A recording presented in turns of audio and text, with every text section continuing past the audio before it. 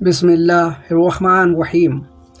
حدیث نمبر 3، نبی کریم صلی اللہ علیہ وسلم پر وحی کا شروعاتی دور اچھے سچے اور پاکیزہ خوابوں سے شروع ہوا۔ آپ صلی اللہ علیہ وسلم خواب میں جو کچھ دیکھتے وہ صبح کی روشنی کی طرح صحیح اور سچا ثابت ہوتا۔ پھر قدرت کی طرف سے آپ صلی اللہ علیہ وسلم تنہائی پسند ہو گئے اور آپ صلی اللہ علیہ وسلم نے غار حرا میں خلوت نشینی اختیار فرمائی اور کئی دن اور رات وہاں مسلسل عبادت اور یاد الہی اور ذکر اور فکر میں مشغول رہتے، جب تک گھر آنے کو دل نہ چاہتا۔ توشہ کھانے پینے کا سامان ساتھ لیے ہوئے وہاں رہتے۔ توشہ ختم ہونے پر ہی بی بی محترمہ خدیجہ رضی اللہ تعالی عنہا کے پاس تشریف لاتے اور کچھ توشہ ساتھ لے کر پھر وہاں جا کر خلوت خوجی ہو جاتے۔ یہی طریقہ جاری رہا یہاں تک کہ آپ صلی اللہ علیہ وسلم پر حق کھل گیا اور آپ صلی اللہ علیہ وسلم غار حرا ہی میں قیام پذیر تھے کہ اچانک جبرائیل علیہ السلام آپ صلی اللہ علیہ وسلم کے پاس حاضر ہوئے اور کہنے لگے کہ اے محمد پڑھو۔ آپ صلی اللہ علیہ وسلم فرماتے ہیں کہ میں نے کہا کہ میں پڑھنا نہیں جانتا۔ آپ صلی اللہ علیہ وسلم فرماتے ہیں کہ فرشتے نے مجھے پکڑ کر اتنی زور سے بھینچا کہ میری طاقت جواب دے گئی، پھر مجھے چھوڑ کر کہا کہ پڑھو۔ میں نے پھر وہی جواب دیا کہ میں پڑھا ہوا نہیں ہوں۔ اس فرشتے نے مجھ کو بہت ہی زور سے بھینچا کہ مجھ کو سخت تکلیف محسوس ہوئی، پھر اس نے کہا کہ پڑھ۔ میں نے کہا کہ میں پڑھا ہوا نہیں ہوں۔ فرشتے نے تیسری بار مجھ کو پکڑا اور تیسری مرتبہ پھر مجھ کو بھینچا، پھر مجھے چھوڑ دیا اور کہنے لگا کہ پڑھو اپنے رب کے نام کی مدد سے جس نے پیدا کیا اور انسان کو خون کی فٹکی سے بنایا۔ پڑھو اور آپ کا رب بہت ہی مہربانیاں کرنے والا ہے۔ اس لیے یہی آیتیں آپ صلی اللہ علیہ وسلم جبرائیل علیہ السلام سے سن کر اس حال میں غار حرا سے واپس ہوئے کہ آپ صلی اللہ علیہ وسلم کا دل اس انوکھے واقعے سے کانپ رہا تھا۔ آپ صلی اللہ علیہ وسلم خدیجہ کے یہاں تشریف لائے اور فرمایا کہ مجھے کمبل اڑا دو، مجھے کمبل اڑا دو۔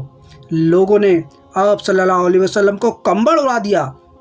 جب آپ صلی اللہ علیہ وسلم کا ڈر جاتا رہا تو آپ صلی اللہ علیہ وسلم نے اپنی بیوی محترمہ خدیجہ رضی اللہ تعالیٰ عنہ کو تفصیل کے ساتھ یہ واقعہ سنایا اور فرمانے لگے کہ مجھ کو اب اپنی جان کا خوف ہو گیا ہے۔ آپ صلی اللہ علیہ وسلم کی بیوی محترمہ خدیجہ رضی اللہ تعالیٰ عنہ نے آپ صلی اللہ علیہ وسلم کو ڈھارس بدائی اور کہا آپ کا خیال صحیح نہیں ہے، اللہ کی قسم آپ کو اللہ کبھی رسوا نہیں کرے گا۔ آپ تو بہترین اخلاق کے مالک ہیں، آپ کو قبا پرور ہے، بے کسوں کا بوجھ اپنے سر پر رکھ لیتے ہیں، مفلسوں کے لیے آپ کماتے ہیں، مہمان نوازی میں آپ بے مثال ہیں اور مشکل وقت میں آپ حق کا ساتھ دیتے ہیں۔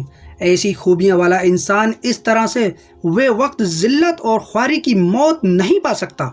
پھر مزید تسلی کے لیے خدیجہ رضی اللہ تعالی عنہ آپ صلی اللہ علیہ وسلم کو برقہ بن نوفل کے پاس لے گئیں جو ان کے چچا زاد بھائی تھے اور زمانہ جاہلیت میں نصرانی عیسائی مذہب اختیار کر چکے تھے اور عبرانی زبان میں قادب تھے، چنانچہ انجیل کو بھی حسب منشائے خدا بندی عبرانی زبان میں لکھا کرتے تھے۔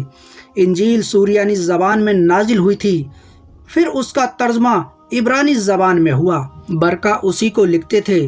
وہ بہت بوڑھے ہو گئے تھے، یہاں تک کہ ان کی آنکھ کی روشنی بھی رخصت ہو چکی تھی۔ خدیجہ رضی اللہ تعالی عنہا نے ان کے سامنے آپ صلی اللہ علیہ وسلم کے حالات بیان کیے اور کہا کہ اے چچا زاد بھائی، اپنے بھتیجے محمد صلی اللہ علیہ وسلم کی جوانی ذرا ان کی کیفیت سن لیجئے۔ وہ بولے کہ بھتیجے آپ نے جو کچھ دیکھا ہے اس کی تفصیل سناؤ۔ چنانچہ آپ صلی اللہ علیہ وسلم نے اول سے آخر تک پورا واقعہ سنایا، جسے سن کر برقہ بے اختیار ہو کر بولے اٹھے کہ یہ تو وہی اس ہستی پاک باز فرشتہ ہے جسے اللہ نے موسیٰ علیہ السلام پر وحی دے کر بھیجا تھا۔